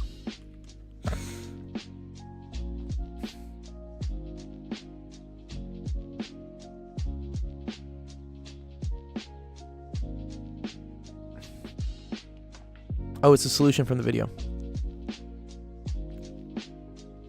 Okay, I have to start understanding some... This is discrete math? Yeah, I can understand some discrete math. This means not. I know this means not, right? Okay. So... Assumption. Is this saying X is a part of not A? Or X is a part of no B?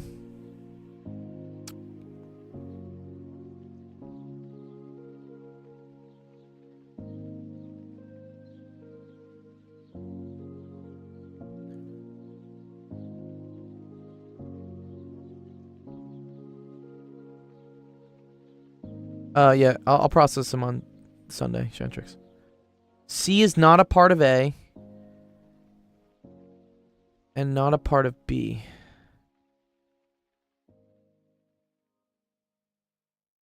Alright, good night, Shantrix. Yeah, good to see you, dude. X is not a part of A and not a part of B. Okay, cool. Alright, cool. Alright. Well, I mean, this would be or, right? Isn't this or, not and? X is not a part of A, or X is not a part of B. And then they do this. I don't, how is you, or does, oh man, your teacher is so confusing, dog. Sorry. Union, this is and, right? And then this is or. Why is your teacher being so tricky? Okay, fine. All right.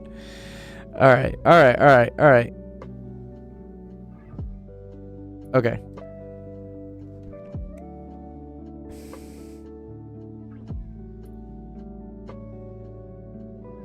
So you're doing this part first, by assumption. So they're saying by assumption. Yeah, post it and help screenshots, VX, I'll do it. If I have time. I gotta go teach another kid in 30 minutes.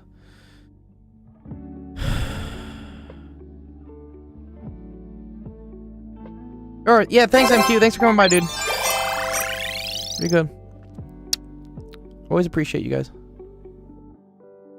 Okay. We're going with this assumption. Okay. So, if it's and, then it can also be or, right?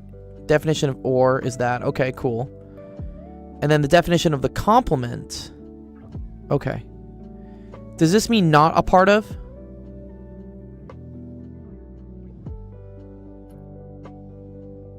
Okay. Sorry, I'm learning all the symbols real quick. Okay. So if it is a part of not a, then by the complement, it's not a part of yes a. Okay, cool, cool. Okay. And then definition of negation. Okay. So if something is not a part of A, it's the same thing as saying it's not X is a part of A. That makes sense to me so far. Okay, cool. And then De Morgan's law of prepositional logic. Okay. Is that De Morgan's law? I thought De Morgan's law was something different.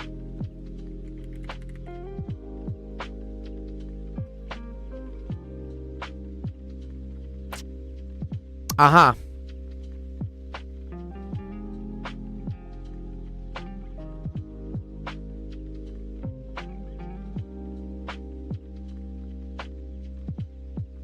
Yeah, I remember this. If it's like not P or not Q is the same as not P and Q. Right here, this is what I really want. I want this.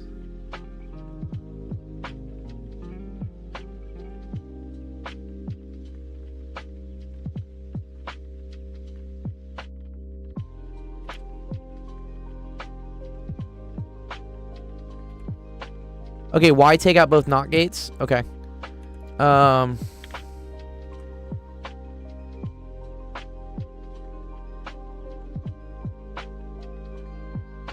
Here, let's just like pull these all out real quick. It's because they want to use De Morgan's law eventually. They want to use this, which you have to have the knots in there. I agree it's kind of redundant. Go away, Olaf. Because to me, like, X is not a part of A is the same thing as not X is a part of A. Like, these are equivalent statements. Do we understand that? Sorry, Kevin? Yeah, okay. And then the reason why we're doing that is because by De Morgan's law, if I have a not something or not something, I can then say that's a not and. Okay?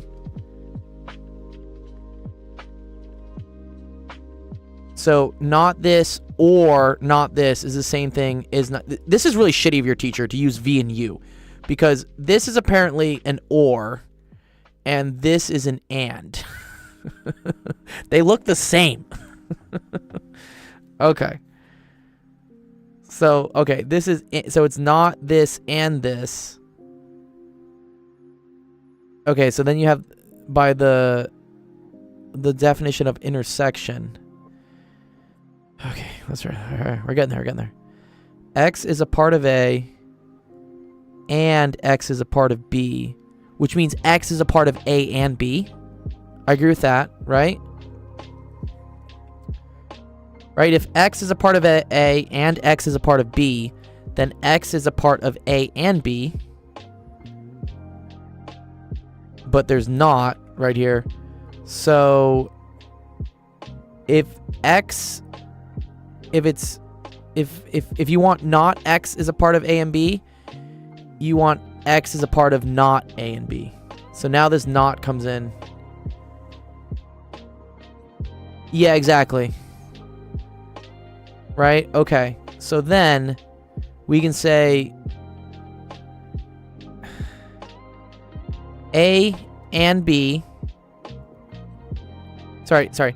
A, so not A, union not B, is the same thing as not A and B. it sounds very repetitive, I guess, right?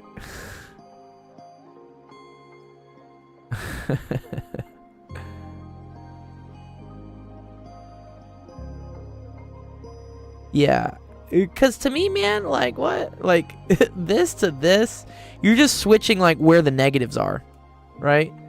This is like positive, negative, and you're like, okay, cool, that's the same thing as negative, positive. And then you're saying, okay, that's the same thing as negative, positive,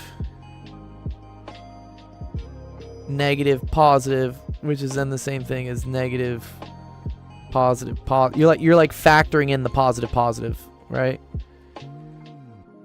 Yeah. And then, I mean, this is kind of a formalism difference. You're just writing it in a different way. If X is a part of A and X is a part of B, then X is a part of A and B. This is the intersection. And so if X is not a part of A and B, then X is a part of the complement, the not A and B. Okay. Does that help you a little bit to work through that solution? This type of stuff, Kevin, man, again, I'm not sure I would get. Okay, how would you know why to use negation? Okay. We're talking about this part right here. Okay.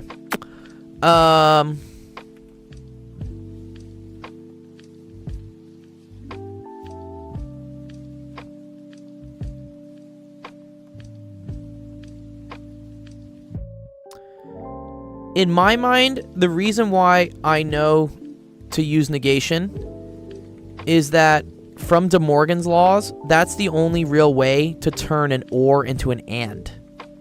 Okay? I need to have some negations out front. And that's what I'm doing here, right? I'm trying to turn A or B I'm trying to turn not A or not B into not A and B. And one of the best ways to convert ors to ands is to do it this way with De Morgan's. So I want to try to write these things as something with a negation in front. Because once I have the negation, then I can write this or as an and then I can distribute the negation back in to turn A and B into the complement, which is not A and B.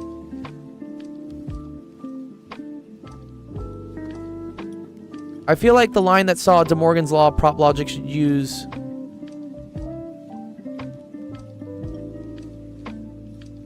it is like the same idea as with the bar and then just changing it out then. Yeah, exactly. You're just distributing it in and out.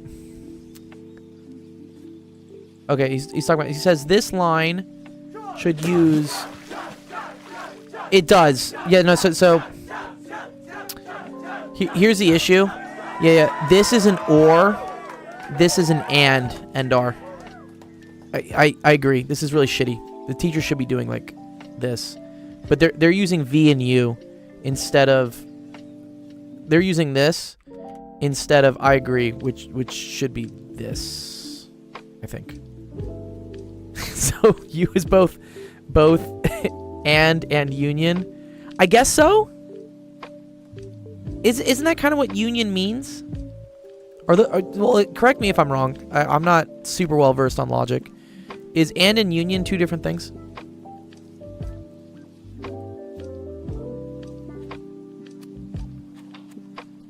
Oh, they are? Oh. Yeah. Okay. To me, it's like the same thing, right? Union and? Union puts all the items together while and meets the two conditions. Okay. Okay. Alright, that's fine. Yeah, thanks, Endar. Let me read this. So, A union B is X is in A or X is in B. Cool. Where's my hydrate? Yeah, you're right, Sam. Thank you. Thank you, Sam. Cheers. Where's my hydrate at? Can we drink the water yet, Sam? I forget. Is the water in LA safe yet? I've been going through my my water coolers that I had filled before the fires. How are you guys living in LA? We're doing okay. Sam and I were decently close to the fires. I'll show you where we were. What was it? The Cal Fire map. Did I put it up? Oh, here it is. Little Cal Fire map.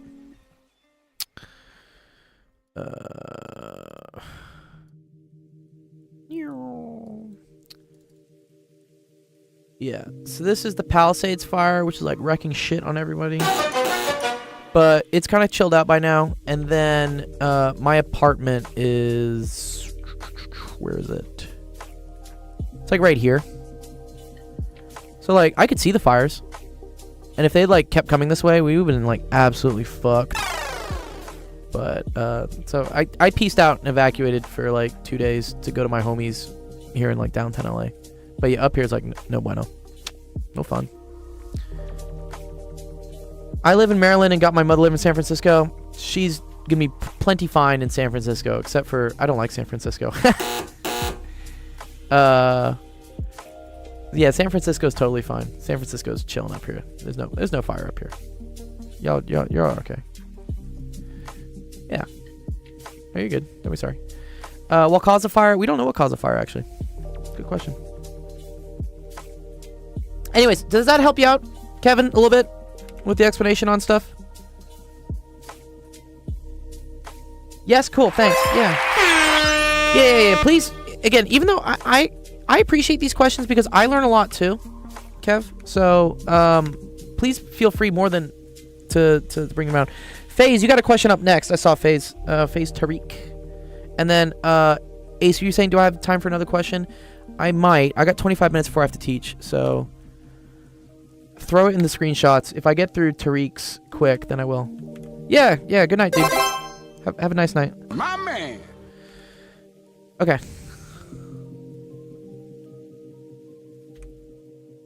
All right, let's see.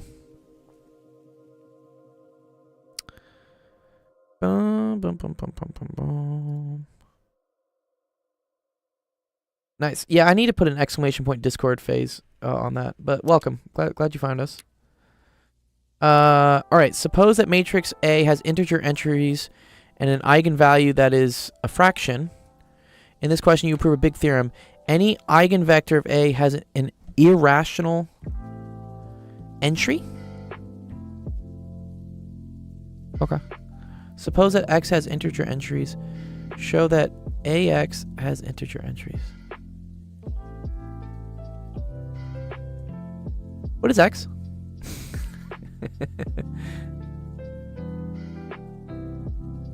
Is X a scalar? Or X is another matrix? Do you have a mic, FaZe? Do you want to come, like, you can talk on the stage too if you want. It's really cool to do that.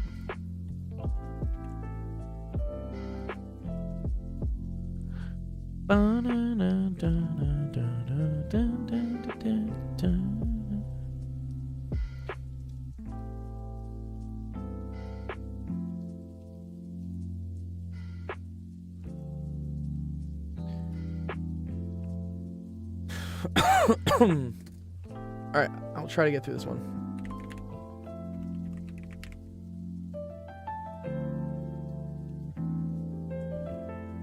Did you see that video, Sam, of like the hikers running away from it? They think it's fireworks too.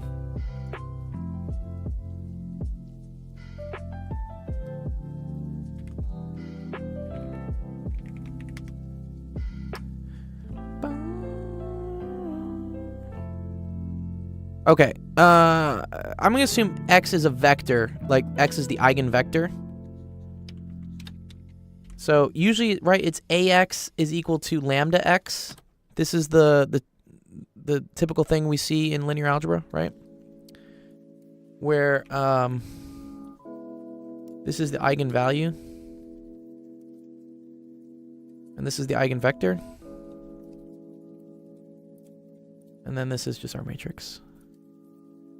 Okay, X has integer entries. Show that A sub X also has integer entries. Okay. Any eigenvector of A, any lambda. What? Wait. Lambda is an eigenvalue, not an eigenvector usually.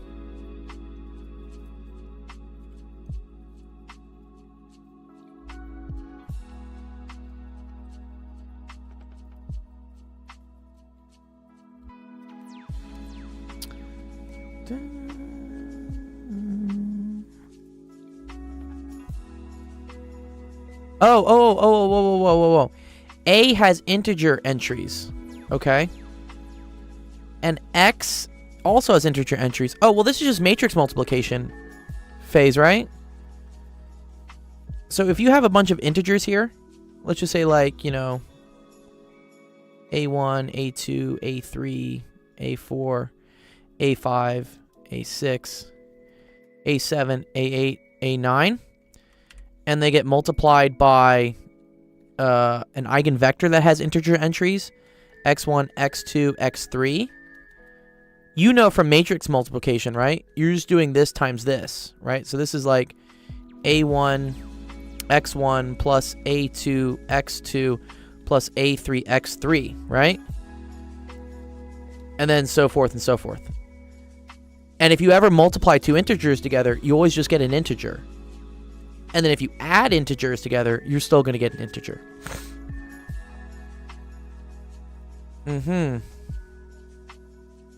Okay. So this is easy. This is check. Yeah. Do you see that phase? Where that comes from? Yeah, nothing fancy. They're not even talking about this really yet. They're just saying, right, A is integer entries, X is integer entries. You're just multiplying two matrices. Or it's a matrix times a vector. You were overthinking it? No, it's okay, dude. I do it all the time, man. Do you have a part B that's like harder to it? Or, I mean, this is cool. If that's all you needed, like, you still get a coin for it. I'm glad you found us through, I think, YouTube, right? Yeah.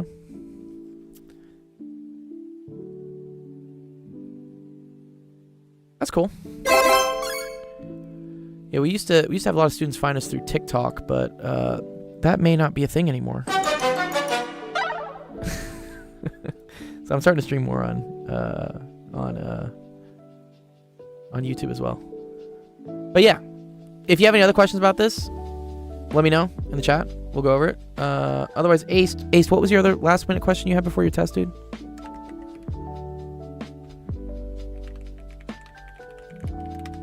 I can do it as well.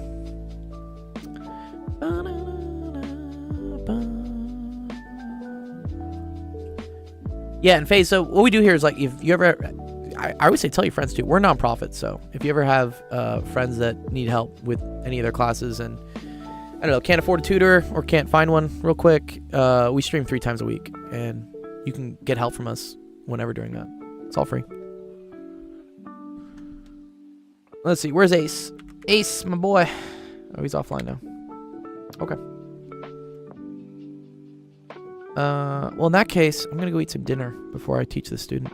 So, let's end out the stream. All right, cool. Thank you, everyone, for coming to office hours today. Actual Education. We had a really fun time working with you guys. Appreciate all you guys asking so many different questions. We had statistics, we had physics, we had math, we had discrete, we had linear algebra. Lots of cool stuff going on. So, thanks for hanging around. Our next stream is going to be tomorrow. It's an hour later. That's 5 p.m. Pacific, 7 p.m. Central, 8 p.m. Eastern. If you ever... Yeah, you're very welcome, Adarsh. If you ever want to know when... We have a lot of other friends that stream math and science. Here's the calendar that shows all the different streams that are happening. So right now, we're going to go raid Zach. Zach's doing a whole lecture series on infinite series. He's doing a lecture series on infinite series. I realize that's kind of funny. So go show some love to Zach. He's a really cool friend of ours. Let's see. Where is it? Streaming manager. Yeah, let's go raid some channels. Following. Dude, what is this suggested they show for me? Dog, what? Cali Wildfire Relief? Well, at least the thirst traps are doing something good for a good cause. But, we're going to go look at something more sexy, which is sequences in series. So go say hi to Zach for us. Have a nice meal. Thank you, Raven. I appreciate that. Yes. Okay, awesome. Have a wonderful rest of your Tuesday. And we'll see you guys tomorrow. Peace out.